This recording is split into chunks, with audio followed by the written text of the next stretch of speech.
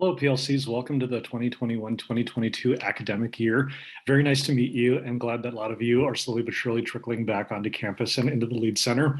I'm Deepak Sharma. I'm one of the student org advisors, and really today I wanted to use this time to show you essentially how to navigate administratively the Calapalooza events. You'll probably notice as we start getting closer to the academic year that a lot of students are probably going to be emailing you at either the Lead Center email, the student org advising email, or even some of you personally as to how do they change their submission on Calapalooza.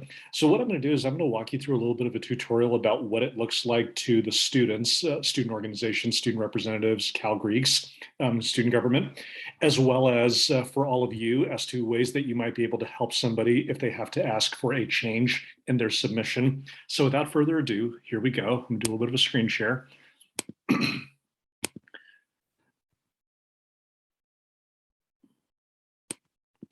So great. So first thing is, you've probably already logged into callink.berkeley.edu. And what you're going to want to do is find the actual CalLink event that is upcoming. So let's say Calapalooza.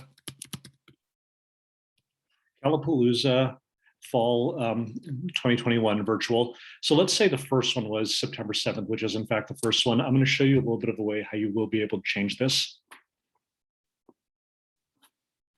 So if you look at this page, this is what anybody who's ready to register can see as the event once they've RSVP'd or once they're getting ready to RSVP. So if you go here to preview the virtual fair,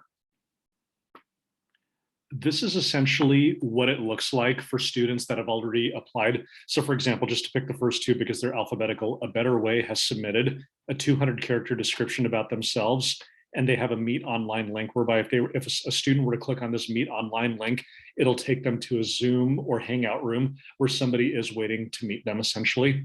And so multiply that concept by other organizations that have already done this at this point in time. We have about 100 organizations that have registered for day one. But to go back a moment, what you're going to want to do is, let's say somebody says, pretend the next organization to the right, ABBA Modern, realize that their description is not what they wanted it to be, or the Meet Online link is outdated because it belongs to somebody that can't be there for whatever reason, they want to change that. At this point in time, this software does not allow original submitters to change it, only administrators. So that's where you all will come in. So if you go up here to Manage Event,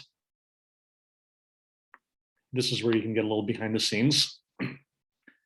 If you go here to Manage Participants, this is where you'll see you'll be able to manage everybody who has signed up to participate as an exhibitor, not as an attendee, but as an exhibitor. So let's say we want to change the name of an organization. So prior to starting this recording, I submitted a fictitious submission under the Lead Center test account. So we will find that in the left if you go to the left and just type in the word test. So this could be any organization that reaches out to you. So if you go here, you will find this CalLink test organization. Great. So the easiest thing that you could do is you have two options.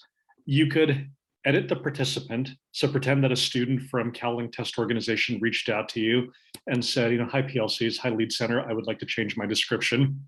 So right now at this point in time, I've written this as, this is the description. We were elected to lead. Come to our table and find out how. Maybe I want to add another caption like, find out how every Wednesday at 3 p.m. and today at Calapalooza. Sure, a little bit of an extra description. You have 200 characters. So if somebody tells you explicitly that that's what they want you to write, you can easily make that change. It is not difficult at all.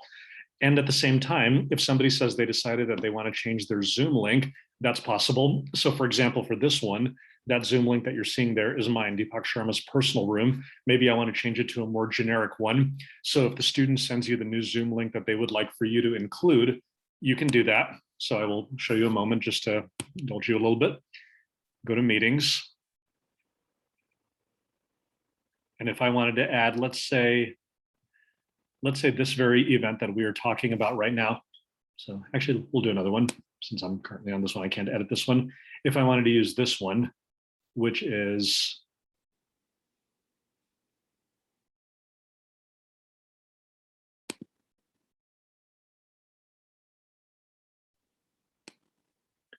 this link, that somebody else wants to put as a different link that they did not want to have previously, I can go back, change that link right over here, and voila, that is a new link. So at this point in time, you will notice that once you submit that change, the Lead Center CalLink test account has officially changed.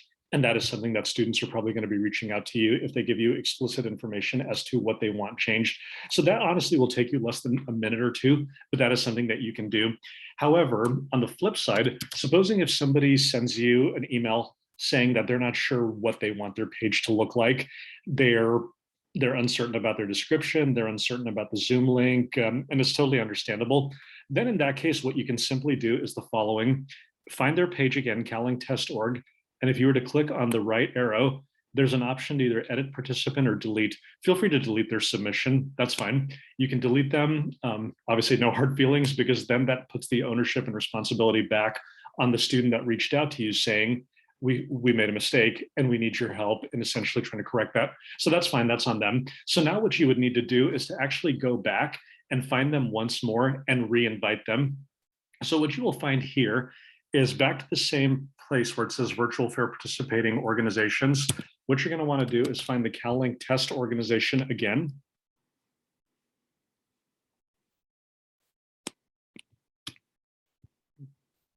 My apologies. So you're going to add participants one more time. So this is your chance to add a participant to the invite for this event. So if you go to test organization, yes, CalLink test organization one more time, then you get the chance to do that. Click their page and go to continue with one organization. And you can say, yes, add a participant, absolutely, and please do. So yeah, so once you re-add that participant, that'll then give that organization a chance to come back through and re-register for this event. So that's essentially what that's like. I also do have a couple other videos that I am sending out from the perspective of how an exhibitor can register for Calapalooza itself. So please do watch that video as well at your leisure. And then as well as another video, which is specific to students that want to know how to register just to attend the event. So without further ado, thank you very much. Hopefully that helped. And that'll kind of give you a little bit of a behind the scenes as to how to make those changes administratively if somebody reaches out to you. Thank you.